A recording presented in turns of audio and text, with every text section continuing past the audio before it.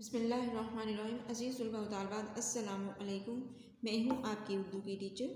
आज मैं अपने जमात पंजुम के तलबा व तालिबात से मुखातिब हूँ। जमात पंजुम, बेटा आज के तदरीसी अमल में हम अपने सबक पाक वतन है पाकिस्तान के नज़म के अशार की तशरीह करेंगे। यह अशार आपका कॉपी वर्क है। सब बच्चों ने इससे पहले जो काम करवाया नज़म के अशार का एप्रल प्लान, और ये नज़म आपकी एप्रल प्लान में शामिल है। नज़म एप्रल प्लान के में शामिल कुछ काम हम अपना कॉपी वर्क कर चुके हैं।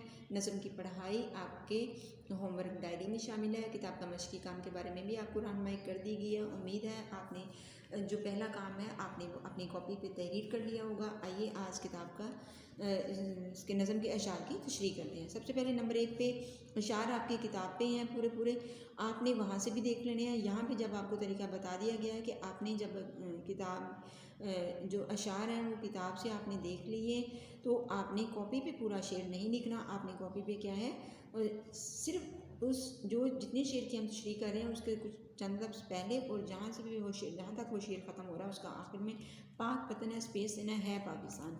सबसे पहले एक ही नज़म की चूँकि हम तशरीह करेंगे उसमें सिर्फ शेर नंबर जो पहला शेर होगा अशार की तशरीह होगी जो पहले अशार की, उसी में ही हम सिर्फ उसके नज़म का हवाला और शायर का हवाला देंगे।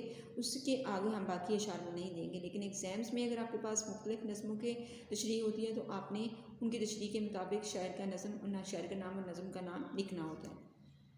यहाँ पे नज़म का नाम है पाक वतन है पाकिस्तान, शायर का नाम है सैयद नज़र ज़ैदी। पहला शेर है इसमें। मैंने आपके लिए जो तहरीर की है स्टूडेंट्स, तलबा व तालिबात, बेटा आप लोग इस नज़म के जो अशार हैं, आपको पता है कि हमें सबसे ज़्यादा जो काम आप खुद से करते हो, तख्लीकी काम करते हो, अपनी मेहनत से करते हो, उसको तरजीह दी जाती है।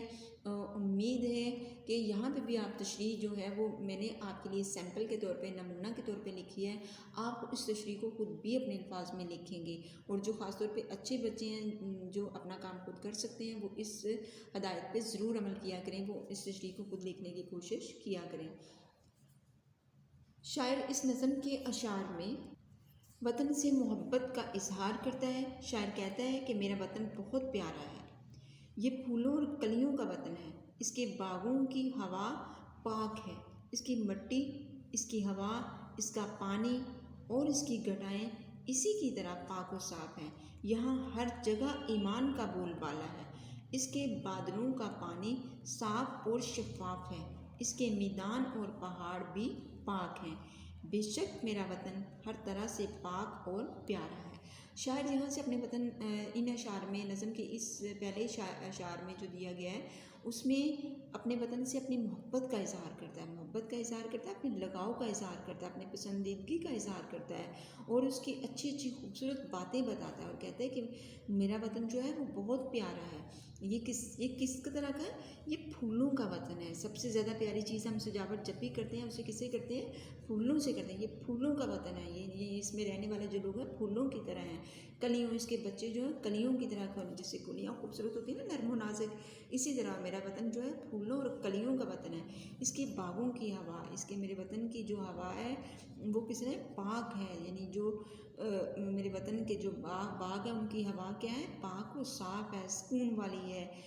उसमें किसी भी किस्म की हमें ऐसी चीज़ नज़र नहीं आती कि वो मेरे वतन की हवाओं में कोई ऐसी अगर हम इसे मुराद लें तो बेटा ये भी हो सकता है कि इसमें किसी भी किस्म के गलत कामों की तरफ या कोई और चीज़ इतना अल्लाह करे हम इस जिस तरह शायर ने नज़म में ये अल्फाज किया है हम सब उस तरह हो जाएं, हमारे वतन की जितनी भी जो बातें हैं वो उस बागों की हवा की तरह पाक हों। इसकी मिट्टी, फिर कहते हैं इसकी मिट्टी, वतन की मिट्टी से भी बहुत मोहब्बत होती है जहाँ पे हम रहते हैं। हमें अल्लाह ताला ने अपने देश से वतन की मोहब्बत ये कुदरती जिबिल्लत में इंसानों में शामिल होती है कि जहाँ हम पैदा होते हैं, जहाँ हम बड़े होते हैं, जिस कौम से हम ताल्लुक़ रखते हैं उसके वो हमारी पहचान होती है। और अपनी पहचान का ख्याल रखना, अपनी पहचान से मोहब्बत करना, ये हमारे लिए सुकून का बायस भी होता है। हम दुनिया के कहीं भी किसी भी कोने में चले जाएँ, हमें जो इज़्ज़त और एहतराम बहैसियत पाकिस्तानी अपने मुल्क में हासिल होता है, वहाँ पे दूसरी जगहों पे जाके हमें वो हैसियत हासिल नहीं होगी। हम जो जहाँ पे भी वो वहाँ के रहने वाले अपने वतन के हिसाब से, जैसे कि नबी करीम सल्लल्लाहु अलैहि वसल्लम जब मक्का से हिजरत करने लगे तो आप सल्लल्लाहु अलैहि वसल्लम को भी बहुत ज़्यादा इस बात का अफसोस था। और कुदरती बात है आपने उस टाइम कि मुझे अपने वतन से, मुझे अपने ये पैदाइशी घर से बहुत ज़्यादा मोहब्बत थी, लेकिन यहाँ के लोग मुझे यहाँ रहने नहीं देते। जब आप सल्लल्लाहु अलैहि वसल्लम मदीने गए हैं तो उस वक्त आपने भी अपने वतन से मोहब्बत, अपने शहर से मोहब्बत, अपनी जाय पैदाइश से मोहब्बत का इज़हार किया था। इसकी हम मिट्टी, इसकी हवा पाक है, इसका पानी और इसकी गठाएँ इसी तरह पाक और साफ़ है। जिस तरह मेरे वतन का नाम पाक लोगों के रहने की जगह, जिस तरह मेरा वतन पाक है, जिस तरह मेरा वतन पाकीज़ा है। पाकीज़ा बेटा ये नाम के इस्लाम के नाम पर बनाया गया वतन है। यहाँ पे जो इसका आज़ादी के लिए जो इसकी इब्तिदा थी वो अल्लाह के नाम से हुई। पाकिस्तान का मतलब क्या? ला इलाहा इल्लल्लाह, कि अल्लाह के सिवा।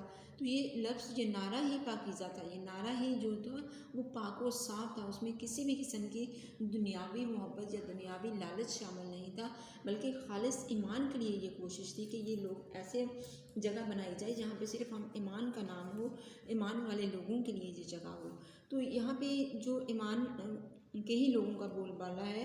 और शुक्र अल्हम्दुलिल्लाह हमारा वतन मुसलमान है। हम जो कोताहियाँ करते हैं, हम जो लग़ज़िशें करते हैं, हम जो गलत काम है, दुनियावी लालच में आ जाते हैं, अल्लाह ताला हमारे लिए आसानियाँ करे और हमें अपने जो खालिस मकसद, जो हमारे रहनुमाओं ने, जो कायदे आज़म ने हमारे लिए मुतय्यन किया था, हम उसके मुताबिक अपनी ज़िंदगियाँ गुजारें और अपनी ज़िंदगी को इस्लाम के मुताबिक कर दें।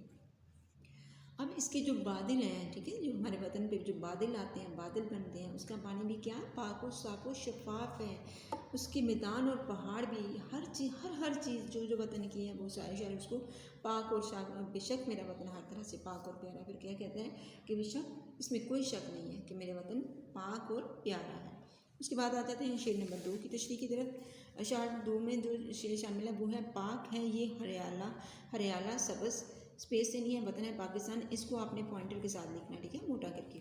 तशरीह इसकी शायर, यहाँ पे आपने शायर और नज़म का नाम दोबारा तहरीर नहीं करना, जो कि ये एक ही नज़म है।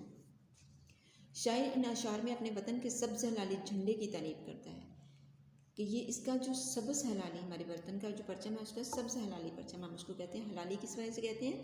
पहले दिन के चाँद की जो तस्वीर है उसके ऊपर लगाई गई है। हमारे वतन के ऊपर चाँद सितारे के जो हमारा डिज़ाइन है उसके ऊपर सब्ज़ और सफ़ेद रंग का कपड़ा है, तो उसके सब्ज़ रंग के ऊपर किसकी निशान बनाया गया है? चाँद और सितारे का निशान बनाया गया है। झंडे की तारीफ़ करते इसको अपने शान करार देता है। और वतन के झंडे को, तो ये सब्ज़ हलाली यानी सब्ज़ चाँद के ऊपर, सब्ज़ जो रंग के ऊपर जो चाँद का जो हलाल का निशान बनाया गया है उसकी शायर तारीफ़ करता है। और वतन के झंडे को इस्लाम का झंडा करार देता है। वतन के झंडे को क्या, कौन सा झंडा करार देता है? इस्लाम का झंडा करार देता है। इस पर बने चांद तारे के निशान को इस्लाम की पहचान करार दिया है। शायर ने इस पर जो बना हुआ है चांद तारे का निशान है जो हमारे झंडे के ऊपर, उसको किसकी पहचान करार दिया है? इस्लाम की पहचान करार दिया है। तारे के 5 कोने हमारे अरकान इस्लाम, नमाज, रोज़ा, ज़कात, हज और जिहाद। एक और जगह पर बेटा तौहीद भी इसमें जो है वो अरकान इस्लाम में उसको शामिल करते हैं। कलमा शहादत कहना, कलमा पढ़ना, ठीक है। तौहीद, नमाज, रोज़ा, ज़कात, हज और जिहाद को एक कर लें और तौहीद भी आप शामिल कर लेना। परचम पर उसके बाद है परचम, ये तो बता दिया जो परचम पर हमारा हलाल का निशान है, चाँद का निशान है। पहले दिन का चाँद क्या होता है? हलाल होता है, छोटा सा बारीक सा नज़र आता है ना, बहुत प्यारा सा बना हुआ, उस चाँद का निशान बनाया गया। उसके अलावा उसके साथ सितारा बनाया गया और सितारे के कोने कितने हैं? 5 कोने हैं। और 5 कोने हमारे अरकान इस्लाम में क्या है? कलमा तय्यबा, शहादत, कलमा पढ़ना, नमाज, उसके बाद रोज़ा, उसके बाद ज़कात, उसके बाद हज और जिहाद जो है वो इसके रुकन है। परचम पर बनाए गए हलाल चाँद, पहले दिन का चाँद हमारे मुल्क की तरक्की का मसला है। और ये जो चाँद है ये क्या है? ये तरक्की का है। ये जो चाँद है ये बढ़ेगा। चाँद क्या होता है? जब निकलता है तो उसके बाद फिर वो बढ़ता है, पूरा एक अपना अरूज हासिल करता है, पूरा चाँद मुकम्मल होता है। तो ये है कि हमारा वतन आगे बढ़ेगा, तरक्की करेगा। ये झंडा सबसे ऊंचा और मुनफरद है। हमारे वतन कहता है कि जी मेरे वतन का झंडा बहुत ज़्यादा मुनफरद है, यानी अलग है, अलग है, इसकी शान अलग है, इसकी आन अलग है, इसकी अज़मत अलग है। ये हमारी आज़ादी और सुकून की अलामत है। और ये झंडा क्या है? ये हमारे लिए आज़ादी, इससे हमें क्या है? आज़ादी हासिल की है। आज़ादी की हैसियत से हमने अपना झंडा बनाया ना। और फिर हम जब आज़ादी हासिल की तो ये हमारे लिए सुकून का बायस बन गया। हम अपने मुल्क में पुरसुकून तरीके से बैठा रह रहे हैं। अल्लाह ताला ने हमें इतनी नेमतों से नवाजा, इतने मौसमों से नवाजा, इतनी खूबसूरत ज़मीन से नवाजा है। ज़रूरत इस अमल की है कि हम खुद भी सही हो जाएँ। आगे फिर लास्ट लाइन में शायर कहता है कि बेशक मेरा वतन पाकिस्तान पाक है। जी बेटा, ये अशार नंबर 2 की तशरीह है। इसी को अपने खुशखत तहरीर करना है। इसको अपने अल्फाज में भी आप तशरीह कर सकते हो और इसको फिर आपने क्या करना है, इसको याद भी करना है। बल्कि जो तशरीह आप अशार के मुताबिक लिखते हो उसको आपको याद करने की ज़रूरत नहीं होती। वो खुद से कहीं पर भी आप अशार आ जाएँ, सिर्फ उसके मुश्किल अल्फाज के मानी आप तलाश कर लिया करें। मुश्किल अल्फाज के जब आप मानी तलाश कर लेते हैं और उसका मरकज़ी नुक्ता नज़र उसकी तरफ आपका ध्यान होना चाहिए और फिर उसके बाद आप उन जो ख़यालात हैं उसको फ़िक्रों में ढालते चले जाएंगे, आपकी तशरीह खुद ब खुद बन जाएगी। और रफ़ में आप ज़रूर तशरीह नशार को सामने रखते हुए मशक़ किया करें। नंबर 3 पे जो शेर है उसमें हम सब उसके स्पेस वतन है पाकिस्तान। तशरीह क्या है? इन अशार में शायर कहता है कि हम सब वतन के मुहाफ़िज़ हैं। इन अशार में शायर क्या कहता है कि हम सब वतन के मुहाफ़िज़ हैं। छोटे बड़े बच्चे बूढ़े बुज़ुर्ग सब क्या हैं? सब इस वतन की हिफाजत करने वाले हैं। हर लिहाज से, सरहदों के लिहाज से, अपने काम के लिहाज से, अपने ज़मीर के लिहाज से हम सब क्या हैं? इसके मुहाफ़िज़ हैं। हमें हर जगह अपने वतन के दुश्मन पर नज़र रखनी है और जंगी लिहाज से या दुश्मन को जो भी वतन को वतन को जो नुकसान पहुंचाने के लिहाज से अगर हम देखें, अगर हमारे आसपास कोई गलत काम कर रहा है तो वो हम लोगों में से भी बेटा है, तो हमें उसको ज़रूर रोकना चाहिए। क्योंकि जब हम लोग ईमान में भी इसके दर्जात हैं कि अगर हम अपने सामने गलत काम होते हुए देखते हैं और उसको हम हाथ से और ज़बान से नहीं रोकते और सिर्फ उसको दिल से बुरा जानते हैं, तो ये हमारे ईमान का कमज़ोर तरीन दर्जा होता है। हमें सबसे पहले ये कि हम खुद अपने आप को बेहतर करें और उसके बाद हम अपने गिरदोपेश में अच्छे तरीके से, आप सल्लल्लाहु अलैहि वसल्लम ने जब तबलीग इस्लाम की तो उस वक्त आप सल्लल्लाहु अलैहि वसल्लम को भी इंतहाई मुश्किलात का सामना करना पड़ा, अपना घर बार तक छोड़ना पड़ा। बेटा, जब हम हक़ की बात करते हैं तो हमें उसमें मुश्किलात आती हैं, लेकिन एक बात की तरफ आपका ख्याल होना चाहिए कि हक़ को हमेशा फ़तह मिलती है, हक़ की हमेशा जीत होती है। हक़ के आने में, हक़ के रास्ते में अगर आप हक़ पे हो, सच पे हो, अच्छी बात पे हो, असूल पे हो, तो आप कभी भी ना डगमगाओ, अपने किसी लालच में भी आप ना आओ। हमेशा क्या है, अपने मकसद पे नज़र रखनी हो। आपका मकसद अच्छा है तो उसकी जदोजहद आपको जिस भी तरीके से करनी हो, आपने अपने साथ अपने जो क्लास फेलोज़ होते हैं अगर वो गलत काम करते हैं, अच्छी तरीके से उनकी रहनुमाई करें, अच्छे तरीके से उनसे बात करें, खुद उनके लिए मिसाल बने। अपने घर में आप अच्छे तरीके से आप अपने असूलों को अपनाएं। हो सकता है आप छोटे हो, आपकी आदत इतनी अच्छी हों कि आपको देख के आपके बड़े भी जो हैं वो बच्चे, हमारे बड़े तो माशाल्लाह बहुत अच्छे होते हैं सब, लेकिन अगर हमें कहीं पर भी ज़रूरत पड़ती है तो हमें क्या करना चाहिए, हमें खुद को उस पर बदल लेना चाहिए उस आदत को, ताकि कोई भी बुरी सोच और मैली आगे तशरीह है, ताकि कोई भी बुरी सोच और मैली आँख से मेरे वतन को ना देख सके।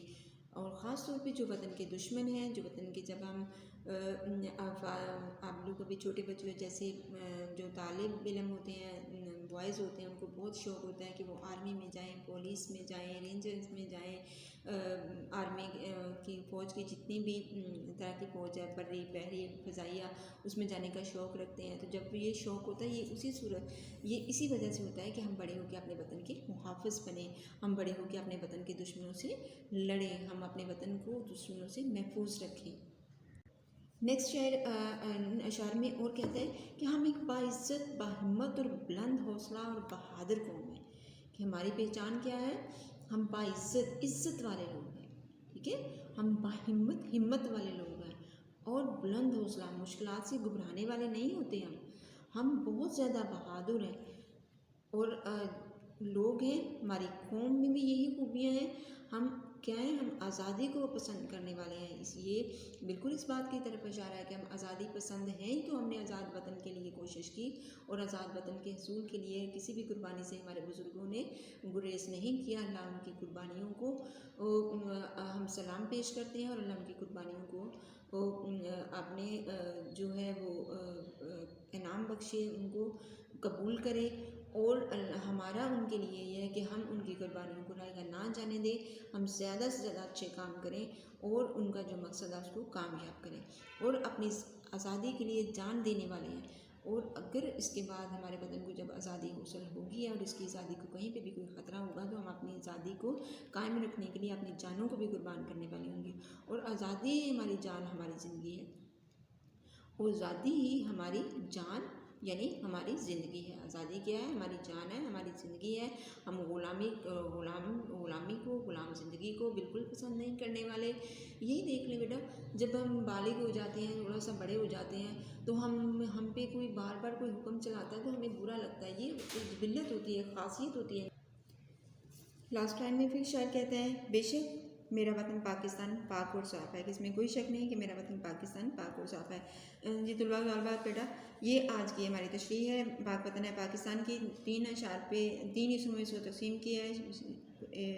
पहले नंबर 1 में, नंबर 2 में, नंबर 3 में, तीनों अशार की जो बंद हैं इनकी तशरीह आपने अपनी कॉपी पे खुश कर तहरीर करना है, फिर इसको क्या करना है आपने याद भी करना है। कुछ नज़म के ख़ास मुश्किल अल्फाज हैं, जब आप नज़म पढ़ेंगे तो आप देख लें सफ़ा नंबर 16 पे आपकी नज़म है। इसमें सबसे पहले गुलशन, बाग और चमन दोनों लफ्ज़ इसके लिए इस्तेमाल होते हैं। नंबर 2 फ़ज़ाएँ, खुली जगह ज़मीन का खुला हिस्सा, यानी जो फ़ज़ा कौन सा होता है? ये ज़मीन का ये खुला हिस्सा, हवा वाला हिस्सा जो होता है, ठीक है। पर्वत, पहाड़, को, इसका मतलब क्या है? ये जब आप रीडिंग करेंगे तो अगर आपको कहीं पे भी लुगत में कुछ लफ्ज़ों को ढूंढने में मुश्किल हो तो यहाँ पे आपकी रहनुमाई के लिए, आपकी हेल्प के लिए, मदद के लिए कुछ अल्फाज मानी मैंने दे दिए हैं। पर्वत, पहाड़, को, निराला, अनोखा, अलग, मुनफर्द। देखिए कितने मानी हो जाते हैं, ठीक है। इस तरह आप भी मानी दे। अमन, सुकून, आज़ादी, खुद मुख्तारी। आज़ादी क्या होता है? खुद मुख्तारी होता है। रखवाली, निगरानी करने वाले। रखवाली क्या होता है? निगरानी करने वाले, मुहाफ़िज़, ठीक है। मुहाफ़िज़ भी अपने हिम्मत, ताकत, हौसला। हिम्मत क्या होता है? हिम्मत, ताकत, हौसला। ये कब होती है हिम्मत आप में? जब आप पढ़ते हो, आप अपने आप को मोटिवेट करते हो, आप अपने आप को आगे बढ़ने के लिए कहते हो। इसी तरह आपने हिम्मत करनी है कि आपने अपनी लिखने पढ़ने की सलाहियतों को क्या है? उजागर करना है, उनको पढ़ाना है। अब आप बड़ी क्लासेस की तरफ जा रहे हो, अपने काम को तवज्जो से सीखें। कहीं पे भी आपकी रहनुमाई के लिए ज़्यादा से ज़्यादा हम आपको सब चीज़ें वाज़ेह तौर पे बता रहे हैं। अब आपका काम है सिर्फ आपने लिखना है और उसको याद करना है। उम्मीद है आज का सबक आपको समझ आ गया होगा। इसके साथ ही मैं आपसे इजाज़त चाहती हूँ। अल्लाह हाफ़िज़।